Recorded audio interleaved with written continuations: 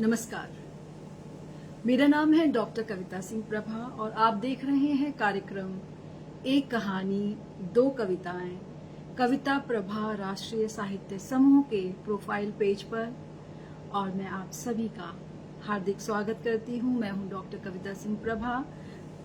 मैं इस संस्था की संस्थापक हूं।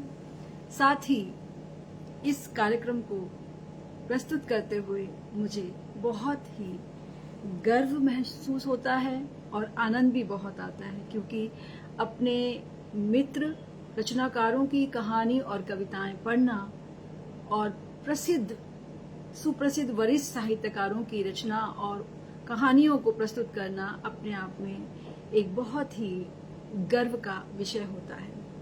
मैं आप सभी का हृदय से स्वागत करती हूँ। मां शारदे को नमन करते हुए आज का कार्यक्रम आरंभ करती हूँ और मुझे मृत्युंजय जी की उपस्थिति दिखाई दे रही है। मैं उनका सादर स्वागत करती हूँ।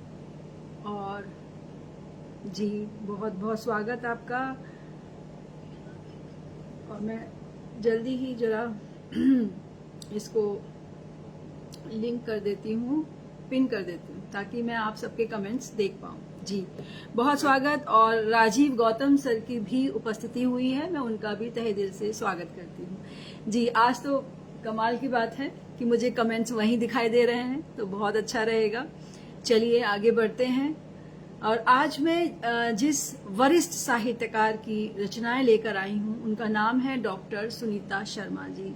प्रवासी भारतीय हैं और हिंदी की सशक्त रचनाएं लिखती हैं और प्रवास में यानी कि विदेश में रहते हुए वहां पर हिंदी का परचम लहरा रही हैं। यह हमारे लिए बड़ा गर्व का विषय है कि जो हमारे भारतीय बाहर रह रहे हैं, विदेशों में रह रहे हैं, वे हिंदी भाषा का बहुत बहुत प्रचार प्रसार कर रहे हैं। तो ये हमारे लिए बहुत ही गर्व का विषय है। और तो मेरा भी यह कर्तव्य है कि मैं उनकी रचनाएं आप तक पहुंचाऊं। जी डॉक्टर सुनीता शर्मा जी वैसे तो दिल्ली में उनका जन्म हुआ, लेकिन वो रहती ऑस्ट्रेलिया में हैं, मेलबोर्न में रहती हैं और न्यूजीलैंड वगैरह सब जगह उनका कार्य क्षेत्र है। तो हिंदी के लिए बहुत काम कर रही हैं वो। और मैं देख रही हूँ आदरणीय ज्ञानचंद मर्मज्ञ जी की उपस्थिति हुई है, मैं उनको प्रणाम करती हूँ। बहुत बहुत धन्यवाद सर जुड़ने के लिए। कार्यक्रम का नाम है एक कहानी दो कविताएं और आज मैं डॉक्टर सुनीता शर्मा जो मेलबोर्न में रहती हैं ऑस्ट्रेलिया में, उनकी एक कहानी दो कविताएं लेकर आई हूँ। और वे लेखिका हैं, शिक्षिका हैं। उनका अपना सुनीता दिल से उनका जो है पेज है जिसपे 40,000 से ज्यादा उनके फॉलोअर्स हैं। और देखिए इतना विदेश में रहने के बाद हिंदी भाषा पर इतना कार्य करना अपने आप में बड़ा गौरव का विषय है और बहुत हमें प्राउड होता है अपने प्रवासी भारतीयों पर। शिप्रा जी हों, संगीता जी हों, सुनीता जी हों, सभी अपने अपने स्तर पर हिंदी को वहाँ उनका हिंदी का प्रचार प्रसार कर रही हैं। तो बहुत ही सीखने को मिलता है, प्रेरणा मिलती है। और इसी प्रकार परम आदरणीय ज्ञानचंद मर्मज्ञ जी भी कर्नाटक में हिंदी का जो ध्वज है वो ऊंचा किए हुए हैं। उनका भी मैं बहुत बहुत धन्यवाद करती हूँ और बहुत गर्व होता है कि मैं उनसे जुड़ी हुई हूँ, उनके साहित्य साधक मंच से जुड़ी हुई हूँ। वे डॉक्टर सुनीता शर्मा लेखिका हैं, शिक्षिका हैं, संपादक हैं और संस्कृति संवाहिका हैं और एक प्रेरणास्पद व्यक्तित्व है जैसा कि मैंने बताया। और उनकी कविताओं में बहुत गहनता गंभीरता है। उनकी जो प्रमुख कृतियां हैं जो प्रसिद्ध हुई हैं वे हैं मैं गांधारी नहीं, नारी सशक्तिकरण पर एक प्रभावशाली उनकी जो है उद्घोषणा है। अनछुए स्पर्श और चिर प्रतीक्षित प्रतीक्षा, प्रकृति, दर्शन और आंतरिक चेतना का इसमें सामंजस्य है। जागृति, चेतना और सामाजिक जागरूकता से संबंधित वे कहानियां लिखती हैं। लघु कथाएं, हाइकू और संस्मरण भी लिखती हैं।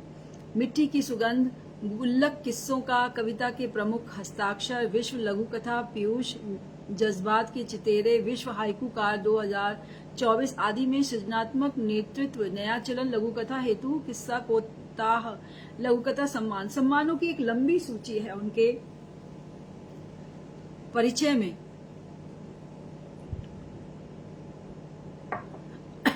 तो समय की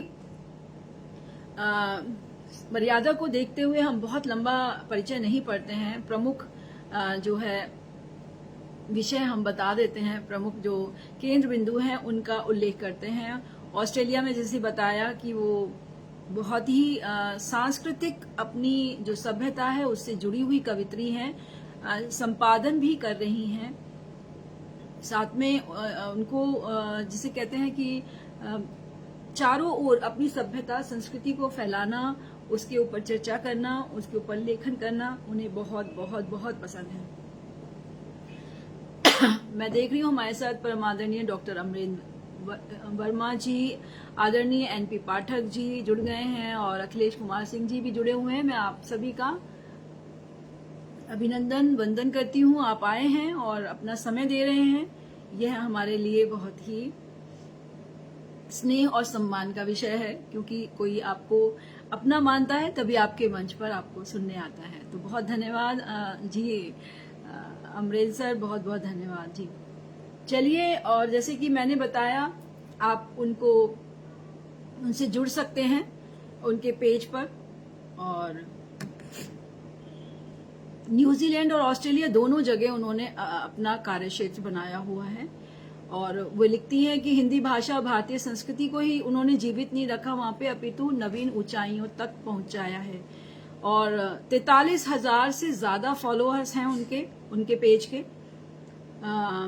चलिए, सबसे पहले उनकी पहली कविता प्रस्तुत करती हूँ, मिट्टी। खेलते खेलते तुमसे ही, खाते खाते मिट्टी, तुम कब बन गई सबसे अच्छी दोस्त मेरी।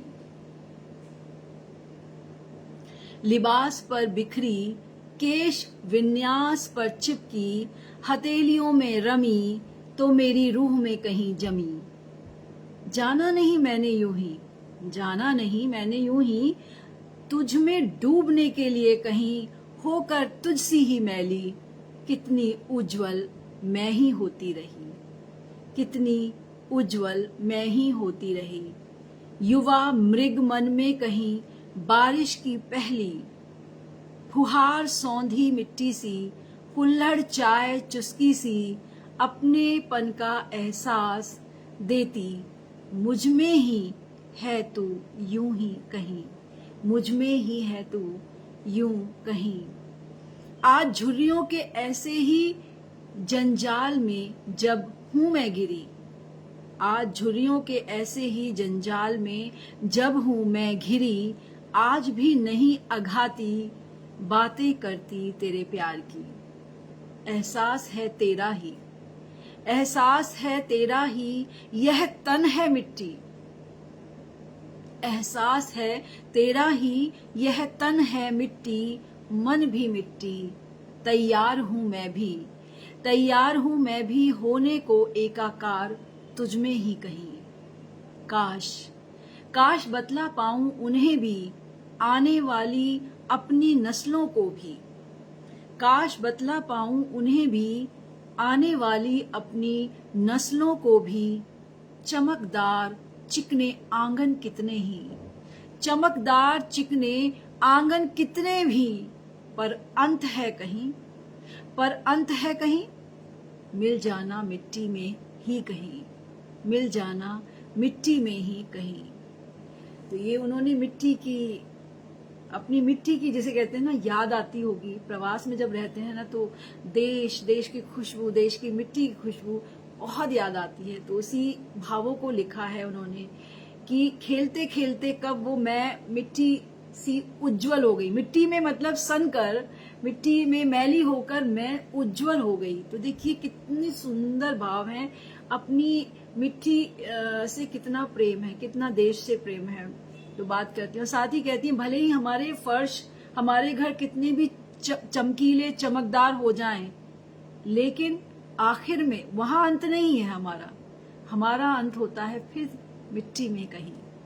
तो कितनी सुंदर बात तो बताना चाहती हैं विनीता दीदी। आइए, स्वागत है आपका। मैंने आपको फोन किया क्योंकि बहुत दिनों से आप नहीं आ रही थी, तो मुझे थोड़ी सी चिंता हुई थी कि आप ना तो मैसेज देख रही हैं और ना ही प्रोग्राम में आ पा रही हैं। तो मैंने आपको आज सुबह या कल भी आपको कॉल किया था, आपको व्हाट्सएप कॉल भी किया, नॉर्मल कॉल भी किया, तो लेकिन किसी ने पिक नहीं किया। मैं जानना चाहती थी आप कहाँ पर हैं, कैसी हैं, तबीयत कैसी है आपकी। तो मुझे थोड़ी चिंता हुई थी। आप आज आई हैं तो बहुत बहुत स्वागत करती हूँ आपका, बहुत बहुत स्वागत है आपका। अच्छा लग रहा है आपको देखकर। मुझे लगा शायद आप बच्चों के पास ना चली गई हों, क्योंकि 4-5 दिन से आपने मैसेज नहीं देखे थे, तो मुझे थोड़ी चिंता हुई थी। चलिए, बहुत अच्छा लगा आपको देखकर। और अब मैं डॉक्टर सुनीता शर्मा जी, जो मेलबोर्न ऑस्ट्रेलिया में रहती हैं, उनकी एक कहानी सुना रही हूँ। कहानी का नाम है तृप्ति। ध्यान से सुनिएगा, बहुत ही प्यारी कहानी है। स्त्री के हर एक पहलू को बताती, जताती। कहीं आप अपने आप को या अपनी माँ को याद कर सकते हैं इस कहानी के माध्यम से। आपको इसमें कहीं ना कहीं अपनी माँ की छवि देखने को अवश्य मिलेगी। तो चलिए, मैं ले चलती हूँ आपको और जोड़ती हूँ उनकी कहानी से। कहानी का नाम है तृप्ति। और मैं देख रही हूँ हमारे साथ विनीता शर्मा जी सब जुड़े हुए हैं लगातार। मैं आप सबका धन्यवाद कहती हूँ और जुड़े रहिएगा, कहीं मत जाइएगा। बहुत सुंदर कहानी है और मैं कहानी के बीच में नाम नहीं लेती हूँ, क्योंकि कहानी का जो भाव है वो कहीं भटक जाता है। और मैं देख रही हूँ विनोद मनचंदा सर जुड़ गए हैं, उनका मैं बहुत बहुत स्वागत करती हूँ। और जिनके नाम नहीं ले पाई हूँ, मैं उनका भी तहे दिल से स्वागत करती हूँ।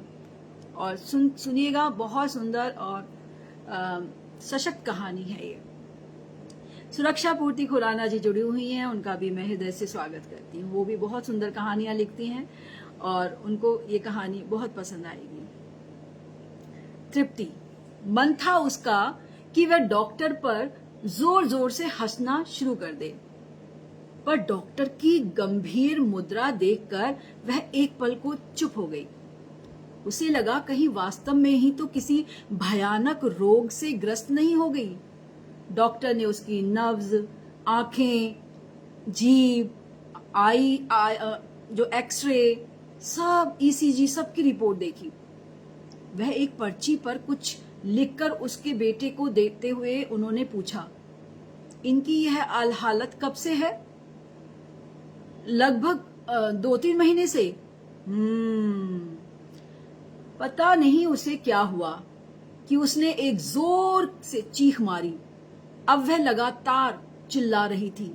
दुर्बल से अपने हाथों को पटकती हुई उसके पोपले और झुर्रियों से भरे मुंह से एक ही आवाज निकल रही थी, नहीं नहीं, मैं दवाई नहीं लूंगी, मैं दवाई नहीं लूंगी। तुम लोग पता नहीं क्यों मेरे साथ ऐसा कर रहे हो। उनकी ऐसी हालत देखकर डॉक्टर ने उसके बेटे से कहा, लगता है अब तो इंजेक्शन ही लगाना होगा। और वह सिरिंज का डब्बा खोजने लगा।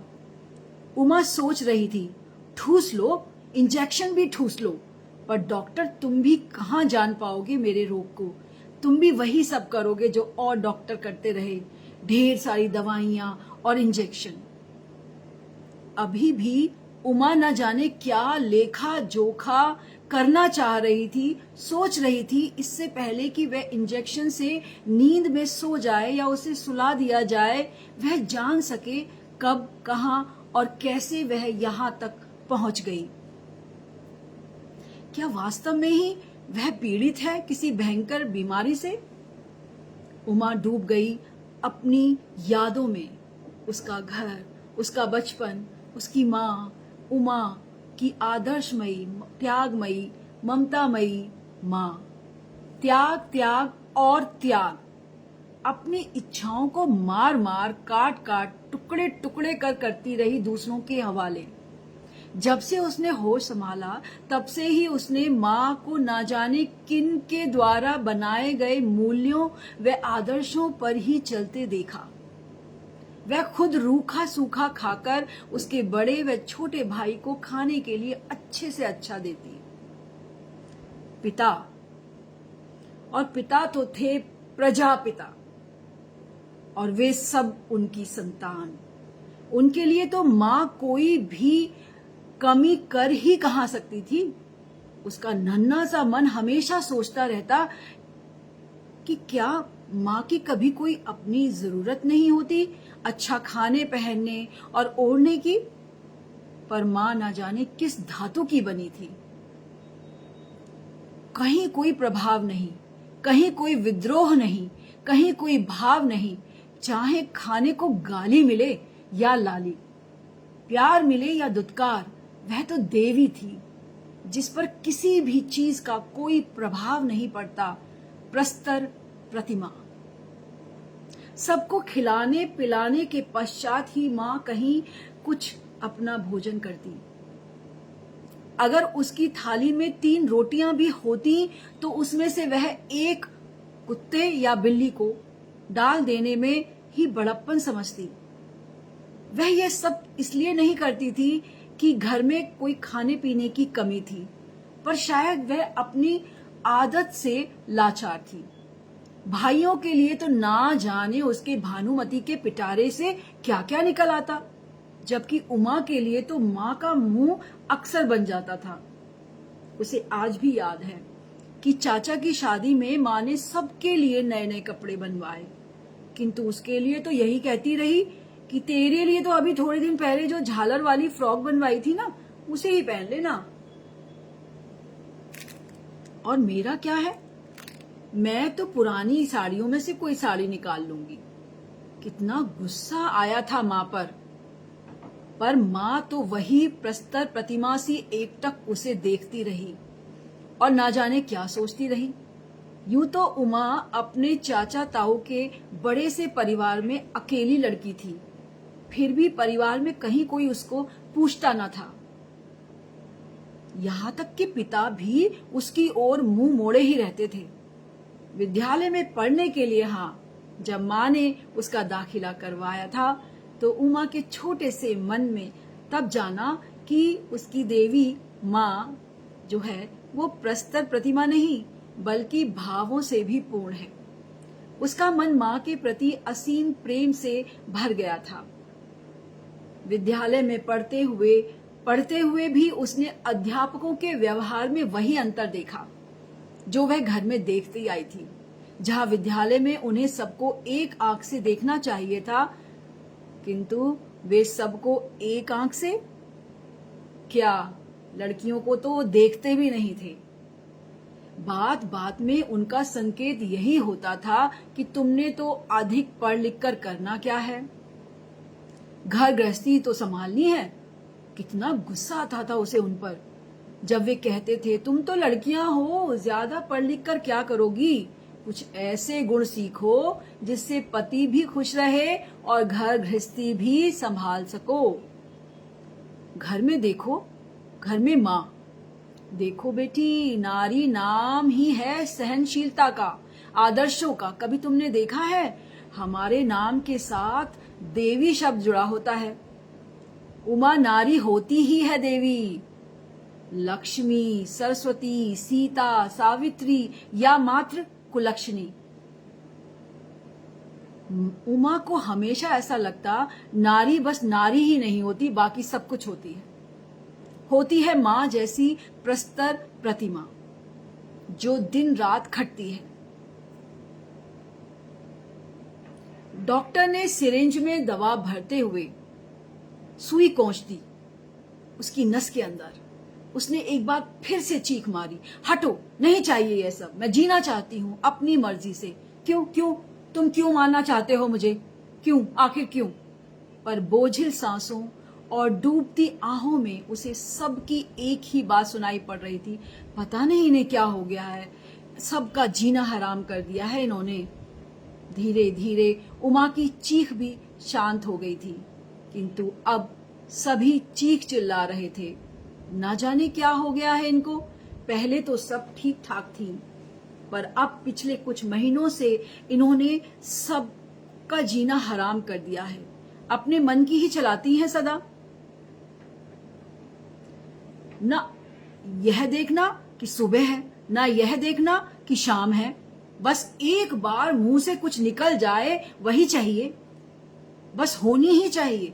ऐसे हुक्म चलाती हैं जैसे इनके खरीदे हुए गुलाम हैं हम सब, और भी न जाने क्या क्या। उमा की न जाने कितनी देर बाद आंखें खुली। डॉक्टर को अपने ऊपर झुका हुआ पाया। डॉक्टर उसकी जांच कर रहा था। सभी लोग उसके आसपास बैठे हुए थे, पर न जाने सबकी आंखों में ऐसा क्या देखा उसने कि सब की ओर से अपनी नजरें घुमा ली और अपने नेत्र बंद कर लिए। सब एक के बाद एक कमरे से बाहर चले गए और उमा फिर सिर ही धुनती रह गई। उन बुरे दिनों की स्मृति हूबहू उसके मानस पर आज भी अंकित है। उन दिनों माँ का तो तकिया कलाम ही बन गया था। लड़की हो, ऐसे मत हंसो, ऐसे मत चलो, यह करो, वह करो।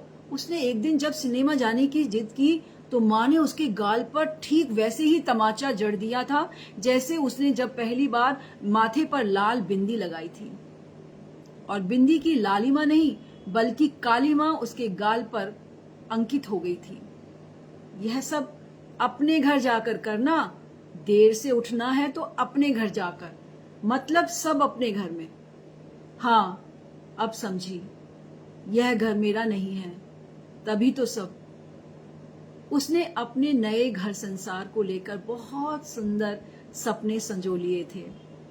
हमेशा सोचती थी कि अपने घर जाकर मैं यह करूंगी, यह ऐसा होगा, वह वैसा होगा। अब उसकी सारी इच्छाएं अपने घर के लिए समर्पित थी।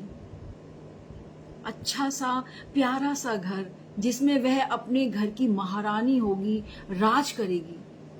हाँ उमा का अपना घर, घर ही तो था, घर की बहू थी वह। घर तो सबका था, सास ससुर जेठ जेठानी। शुरू में घर के सदस्यों के लिए एक सजाने की वस्तु थी वह। उसकी सुंदरता सबको दिखाने के लिए और बड़ाई पाने के लिए। 4 दिन बाद ही वह मशीन थी घर को चलाने के लिए। सुबह 4 बजे से उसकी यात्रा शुरू होती तो रात के 11 बजे से पहले खत्म कहाँ होती। अपनी ओर देखने का तो उसे अब समय ही नहीं मिलता था। प्यार या भावना रूपी नजर डालने की कभी किसी को जरूरत महसूस ही नहीं हुई। प्रजापति के लिए तो एक साधन थी, उसकी स्वर्ग साधना पूर्ति के लिए खटखट करती हुई दिन रात चलती रहती। और रात में शुरू होती थी उसकी शिफ्ट ड्यूटी। उस शिफ्ट ड्यूटी से तो वह भागकर कहीं जा नहीं सकती थी। अपनी सास के बेटे या अपनी माँ के दामाद को हर तरह से खुश रखना, यह भी तो उसका परम कर्तव्य था। दुनिया जिसे उसका पति कहती थी वह तो शायद बना ही उसे नोचने खसोटने के लिए था। वह उसकी स्वर्ग साधना पूर्ति के लिए मात्र एक माध्यम थी। उसकी पूर्ति होते ही वह हमेशा करवट लेकर सो जाता था। कहाँ जान पाया उसे वह भी कहाँ जान पाई उसे। पर हाँ, वह माँ जरूर बन गई थी। माँ। उमा की आंखों की कोरों से कुछ बूंदें लुढ़क कर उसके मुंह को तरबतर कर रही थी। उसने करवट ले अपने मुख पर चादर ढक ली। धीरे धीरे उमा ने अपनी जिंदगी में हुए परिवर्तनों की ओर देखना आरंभ किया तो उसे लगा कि बचपन में माँ की जिन बातों को लेकर वह उनको कुछ न कुछ कहती रहती थी, मजाक उड़ाती रहती थी, अब वह भी उन्हीं की तरह होती जा रही है। प्रस्तर, प्रतिमासी, गुमसुम, निष्क्रिय।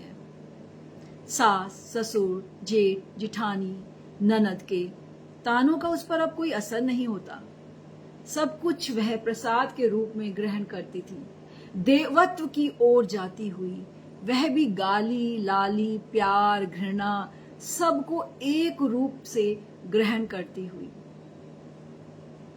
कहीं उसने पढ़ा था, मनुष्य जब समरसता की स्थिति को पा लेता है तो वह साधारण सुख दुख से ऊपर उठ जाता है। शायद वह भी इन सभी भावों से ऊपर उठ गई थी। पता ही नहीं चला उसे कि कब वह मां बन गई, और मां जैसी ही। उसका बेटा बेटी भी उसे बड़े ही आश्चर्य से देखते रहते जैसे वह देखती थी अपनी मां को। जब अब वह प्रजापति के पास से आती तो अपनी बेटी के प्रश्नों का उत्तर देने के लिए स्वयं को तैयार करती। माँ बताओ, तुम्हारी आंखें लाल क्यों हैं? माँ तुम बोलती क्यों नहीं? आज तुमने भोजन क्यों नहीं किया? तुमने थाली में एक रोटी क्यों छोड़ दी? उसे पता ही नहीं चला कि कब वह अपनी माँ जैसी प्रस्तर प्रतिमा में तब्दील हो गई।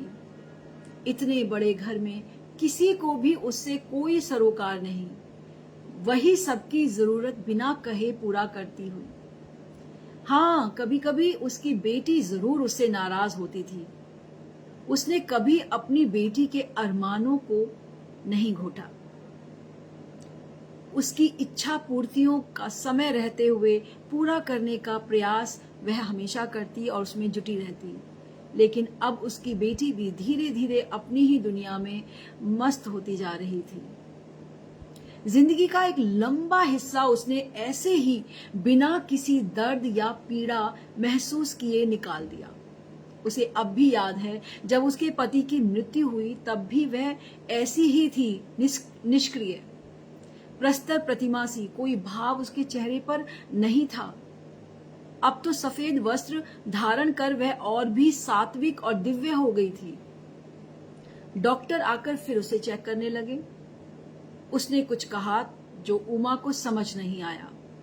आज तो माता जी का मनपसंद भोजन बनाना है, बताओ माँ, आप क्या खाओगी? उमा बड़ी हैरानी से देख रही थी। तभी डॉक्टर ने एक बार फिर मुस्कुराकर कहा, हाँ बताइए, क्या खाएंगी आप? उमा की आंखों में एक चमक सी आ गई। आज तक तो वह अपने पिता, भाइयों, ससुर, पति, बेटे की पसंद का ही खाना बनाती आई है और वही खाती आई है। वह सोच में पड़ गई, क्या खाऊंगी? वह तो अपनी पसंद ही भूल गई थी। उसकी अपनी पसंद तो आज तक किसी ने कभी पूछी ही नहीं। बहुत सोचने के बाद आज उसके मन में उसकी इच्छा, उसकी खुशी, उसने कहा, मेरी इच्छा खिचड़ी खाने की है, पापड़ और आलू टमाटर की सब्जी के साथ। इतना कहते ही उमा को याद आया कि अभी कुछ दिन पहले ही तो बहू ने यही भोजन उसके लिए बनाया था। तो उसने बड़े बेमन भाव से कहा था, मतलब बेमन भाव से उसे खाया क्या, निगला ही था और कहा, आज वह खुद ही खिचड़ी। घर में सब उसकी ओर बड़ी हसरत से देख रहे थे कि मतलब माँ खिचड़ी मांग रही है। उमा शायद कुछ और कहेगी, सबको यह इंतजार था, लेकिन उसने उन सब से मुंह मोड़ लिया। कुछ दिन पहले ही उसने एक पुस्तक में पढ़ा था कि यदि किसी मनुष्य की इच्छा मरने से पहले पूरी ना हो तो उसकी आत्मा भटकती रहती है और कई बार भगवान दोबारा भी उसे धरती पर भेज देता है अपनी अधूरी मनोकामना पूरी करने के लिए। पर वह दोबारा नारी के रूप में इस धरती पर आना ही नहीं चाहती थी। यही सोच वह अब कुछ कुछ अपनी मनमानी करने लगी। अब वह हंसती, गुनगुनाती, चीखती, चिल्लाती। कुछ समय से उसने थोड़ा प्रतिरोध करना भी आरंभ कर दिया। दिमाग में एक ही बात, कहीं भगवान उसे दोबारा ना भेज दे। अगर खाने का मन नहीं होता तो थाली वापस भिजवा देती। सब लोग यह सोच रहे थे कि माँ को क्या होता जा रहा है। माँ तो कभी ऐसी नहीं थी। अब वह पहले जैसी निष्क्रिय नहीं, बल्कि हाड़ मांस के एक सामान्य मनुष्य की तरह जीना चाह रही थी, जिसमें भावों उद्रेक भी होता था। उसकी कुछ अपनी इच्छाएं हैं। उसे लग रहा था सब लोग प्रसन्न होंगे, पर कोई भी उसे इस रूप में स्वीकार नहीं कर पा रहा था। और उस दिन तो हद हो गई जब थोड़े दिन पहले ही उसने अपने बचाए पैसों से अपनी पसंद की एक सुंदर सिल्क साड़ी खरीदी। घर आकर जब उसने यह सिल्की साड़ी रंग बिरंगी चूड़ियों के साथ पहनी तो घर में जैसे एक तूफान आ गया था। उसकी बहू तो उसे ऐसे देख रही थी जैसे उसने कोई भूत देख लिया हो। और बेटे ने जब माँ की झुर्रियों भरे चेहरे पर लाल बिंदी, लाल लिपस्टिक, आंखों में काजल और रंग बिरंगी चूड़ियों के साथ देखा माँ ऐसे वेश में, तो वो सख्ते में आ गया और उसने तुरंत डॉक्टर को बुला लिया। किसी को भी उमा की अनर्गल बातें समझ नहीं आ रही थी। यह साड़ी खरीदना ही उसका सबसे बड़ा अपराध हो गया था। तब से डॉक्टरों का जो आने जाने का सिलसिला शुरू हुआ, खत्म नहीं हो रहा। यूं ही उसने कई बार बच्चों को समझाने का प्रयास किया, पर सबको अपनी त्यागमयी, करुणामयी, प्रस्तर प्रतिमा सी मां चाहिए। खिचड़ी उसने पेट भर खाली थी और एक तृप्ति की मुस्कान उसके चेहरे पर आ गई। अपने बच्चों को हाथ उठाकर आशीष देना चाहती थी कि तभी डॉक्टर ने उसके हाथ को थाम कर कहा, हाँ हाँ मैं जानता हूं तुम्हारा दर्द, तुम्हारी पीड़ा। तुम ही तो हो माँ, जो कि आज से नहीं बल्कि कब से यह सब दुख दर्द सहती जा रही हो। चुपचाप, बस चुपचाप। तुम ही तो हो वो जो सब कुछ जानकर भी बच्चों की खुशी के लिए लालन पालन करती आई हो, घर को सजाकर इकट्ठा करती आई हो। उमा की आंखों में एक चमक आ गई। डॉक्टर, अभी भी मैं जानता हूं अब तुम अपनी इच्छाओं की पूर्ति कर रही हो। तुमने अपना सब कुछ समर्पित कर दिया इस घर को बनाए रखने के लिए। मैं समझता हूं तुम्हें। उमा की आंखों से न जाने क्यों आंसू बहे जा रहे थे। अभी तक किसी ने उससे प्रेम भरी ऐसी बात नहीं की थी, किंतु आज मैं तो भूल ही चुकी थी कि उसका भी कोई अस्तित्व है, उसकी भी कोई अस्मिता है। उसने अपना मुख अपने बच्चों की तरफ घुमाया तो पाया कि सबकी आंखों में अपनेपन का भाव है। उसकी अपनी ही नहीं बल्कि उन सब की आंखें भी आंसुओं से लबालब थी। पुत्र, पुत्री, पुत्रवधू, दामाद सब उसको एक हसरत भरी दृष्टि से देख रहे हैं। पुत्री व पुत्रवधू पास आए। पुत्रवधू ने उसके कानों में कहा, हाँ माँ, हम जानते हैं तुम्हें, आज पहचाना है हमने तुम्हें, तुम्हारे मन की था को। पुत्री ने उसके कांपते हाथ को पकड़ते हुए कहा, माँ, माँ हमें माफ कर देना, हम भी तुम्हारी तरह छायादार वृक्ष बनना चाहते हैं, जिसकी छांव तले और लोग विश्राम कर सकें। पुत्री की आंखों से आंसू निकल निकल कर उसकी कांपती हथेली को भिगो रहे थे, पर वास्तव में उन आंसुओं से उमा का अंतर्मन भीग रहा था। उमा एकाएक अपनी पूरी शक्ति बटोरती हुई खड़ी हो गई। उसका पुत्र उसे सहारा देने के लिए बढ़ा, उसका हाथ थामना चाहा, पर उमा ने बड़े निर्लिप्त भाव से उसका हाथ कंधे से हटा दिया। उसने अपने कमरे में प्रवेश किया और द्वार बंद कर लिए। सब दम साधे खड़े रहे। न जाने माँ अब क्या करेगी। जब उमा कमरे से बाहर निकली तो उसने सफेद साड़ी पहनी हुई थी। सब रो रहे थे, पर उमा के आंसू थम चुके थे। उसका चेहरा एक तृप्ति स्मित सी मुस्कान से ओतप्रोत था। तो यह थी कहानी तृप्ति। बहुत ही भावपूर्ण कहानी।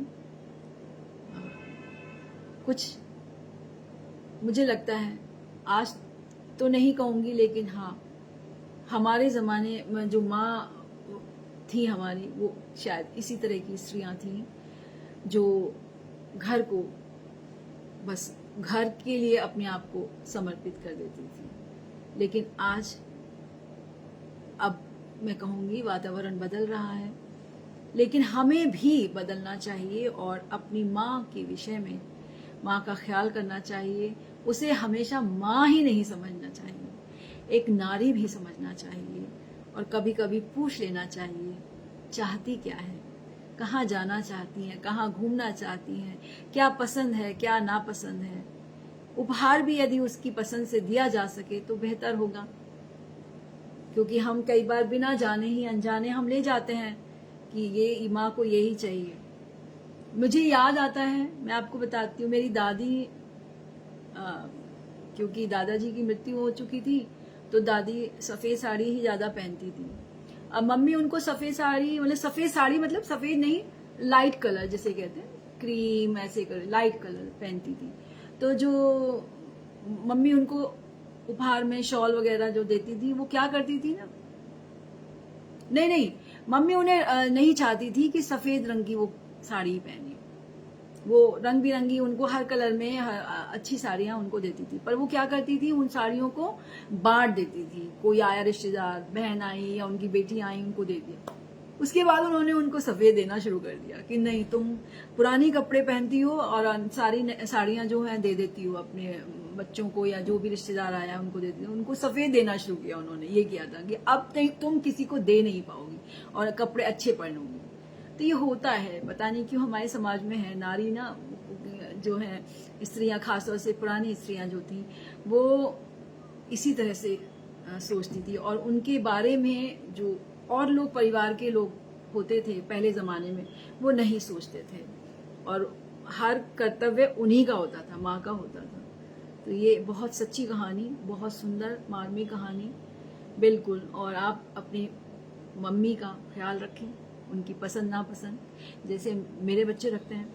अभी पिक्चर आने वाली है, पहले से ही मेरा बेटा मुझे कह रहा है, मम्मा आपकी पिक्चर आ रही है। कौन? क्योंकि मुझे ऋतिक रोशन बहुत पसंद है, वॉर 2 आ रही है, तो हम जाने वाले हैं। तो बिल्कुल बच्चों को पता होना चाहिए कि माँ को क्या पसंद है और उसकी पसंद का उनको ख्याल रखना चाहिए। तो मैं जाने वाली हूँ वॉर 2 देखने, तो बिल्कुल क्यों नहीं।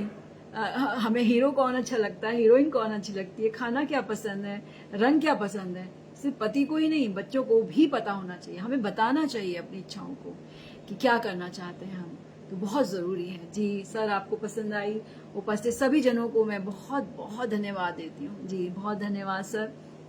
एक प्रयास रहता है कि एक सशक्त कहानी एक अच्छे तरीके से मैं सबके सामने रखूं, ताकि कहानियों से फिर प्यार हो जाए और सब लिखना शुरू करें, पढ़ना शुरू करें। जी, बीकानेरी भजिया, लिज्जत पापड़ पसंद, बिल्कुल। मैं आपको पता होना चाहिए कि माँ को क्या पसंद है, खाने में, पहनने में, देखने में, घूमने में, तो वो करना चाहिए। ये नहीं है माँ है तो मंदिर ही जाएगी या कहीं हम उन्हें यात्रा पर, तीर्थ यात्रा पर ही ले जाएंगे, नहीं, सुंदर जगह भी ले जा सकते हैं। हाँ, बहुत। संध्या दीक्षित जी, अर्चना मोबाइल जी, रेणुका आनंद जी, आप सभी का जैसे स्वागत करती हूँ। और अब जल्दी से उनकी दूसरी कविता छोटी सी है, उसको प्रस्तुत करती हूँ। प्रीति जी, बहुत बहुत स्वागत। संजय सर, नमस्कार। बहुत अच्छा लग रहा है, आप सब जुड़ते हैं तो कहानी सुनाने में बहुत आनंद आता है। जी, चलिए उनकी जल्दी से एक कहानी बता देती हूँ, सुना देती हूँ आपको, अधूरी कविता। तो देखिए, वो कविताएं भी बहुत अच्छी लिखती हैं और जब पढ़ती हैं, वो पढ़ती भी बहुत अच्छी हैं। तो आप उनके पेज पर उन्हें आप ढूंढ सकते हैं।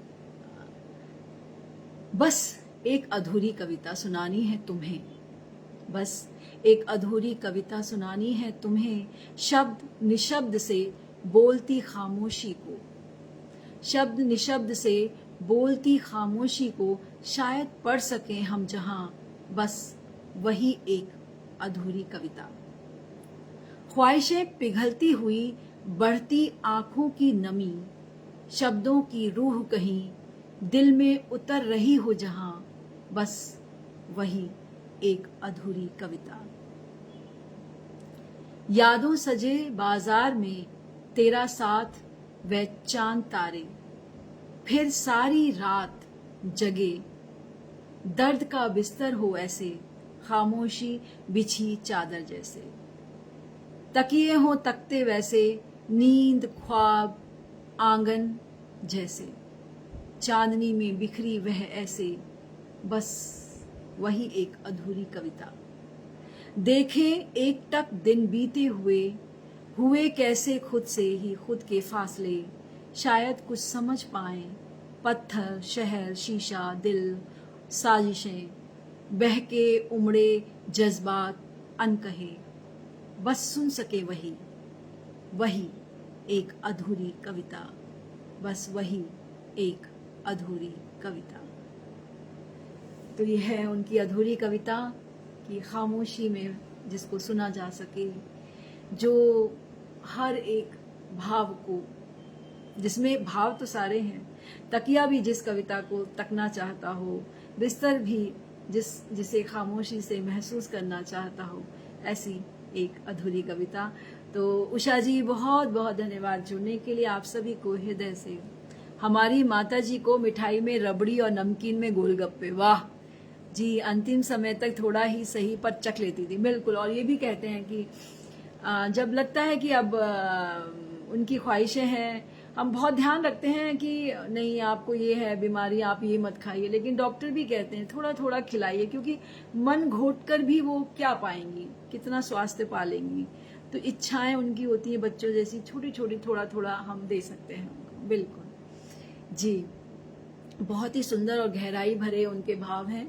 और बस आज का ये कार्यक्रम मैं यहीं पर विराम दूंगी अपनी वाणी को, और आप सबको हृदय से धन्यवाद देती हूँ। राजीव गौतम जी, संजय गुप्त सर, वेता शर्मा जी, आदरणीय ज्ञानचंद ब्रह्मज्ञ जी, और भी जो मेरे साथी जुड़े हैं, सुरक्षा जी, और मैंने कहीं कविता कुमारी शर्मा जी को भी देखा, उनका भी धन्यवाद करती हूँ। और बहुत बहुत शुक्रिया रेणुका जी, संध्या दीक्षित जी, प्रीति दी, बहुत बहुत धन्यवाद जुड़े रहने के लिए। और विनीता दी, आप स्वस्थ रहिए, मस्त रहिए, और जो पसंद है खाते रहिए, और लेकिन कार्यक्रम में आते रहिए।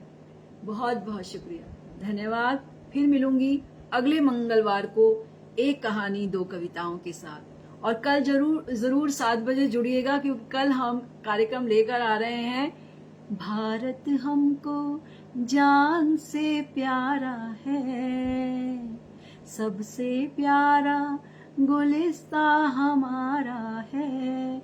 जी हाँ, कुछ देशभक्ति भरी कविताएं, रचनाएं, गीत हम सुनेंगे कल 7 बजे कविता प्रभा के पेज लाइफ एक्सप्रेसेस पर। और बहुत सारे कवि आ रहे हैं और आपको बहुत आनंद आएगा। जरूर जुड़िएगा कल 7 बजे। जय हिंद, जय भारत, शुभ रात्रि।